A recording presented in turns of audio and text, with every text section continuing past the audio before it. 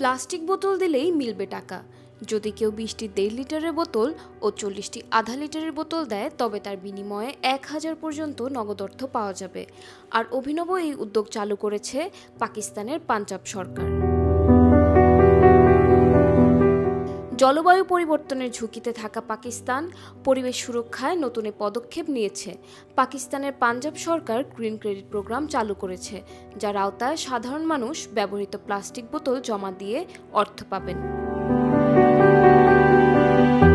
এই উদ্যোগের মূল লক্ষ্য পাঞ্জাবে একটি কার্বন ক্রেডিট বা নির্গমন বাণিজ্যিক ব্যবস্থা গড়ে তোলা এবং তরুণ শিক্ষার্থী, নারী ও সাধারণ জনগণকে পরিবেশ বান্ধব কর্মকাণ্ডে সম্পৃক্ত করা।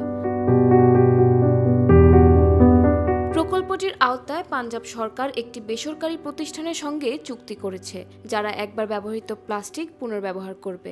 এই কাজে চীনা প্রযুক্তির সহায়তায় স্থানীয়ভাবে তৈরি বিশেষ মেশিন আগামী মাসে লাহোরের 4টি প্রধান বিশ্ববিদ্যালয়ে স্থাপন করা হবে।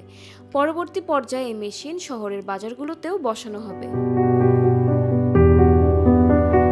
এই মেশিন ব্যবহার করা খুবই সহজ। একটি বোতল ঢোকানোর পর একজন ব্যবহারকারী বোতাম এ চাপবেন, মোবাইল নম্বর প্রবেশ করাবেন, তারপর বোতাম বি চাপলেই স্ক্রিনে গ্রিন ক্রেডিট দেখাবে। একই সঙ্গে এই ক্রেডিট মোবাইল অ্যাপের মাধ্যমেও দেখা যাবে।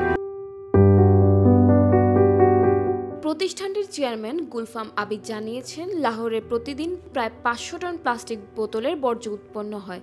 এই মেশিনগুলোর মাধ্যমে সেসব বোতল পুনর্ব্যবহার করে সড়কের ফুটপাত, ইট ও প্যাচওয়ার্ক তৈরিতে ব্যবহার করা হবে। তিনি আরও বলেন, একটি মেশিনে যদি কেউ 20টি 1.5 লিটারের বোতল ও 40টি আধা লিটারের বোতল দেয়, তবে তার বিনিময়ে 1000 পর্যন্ত নগদ রুপি পাওয়া যাবে। এই উদ্যোগে শুধু সাধারণ মানুষ নয়, লাহোরের 18,000 স্ক্র্যাপ ইয়ার্ড বা জঞ্জাল সংগ্রহকারীও উপকৃত হবে। তারা চাইলে মোবাইল অ্যাপ ব্যবহার করে সংস্থার সঙ্গে যোগাযোগ করতে পারবে এবং সংস্থাটি তাদের কাছ থেকে সরাসরি বোতল সংগ্রহ করবে।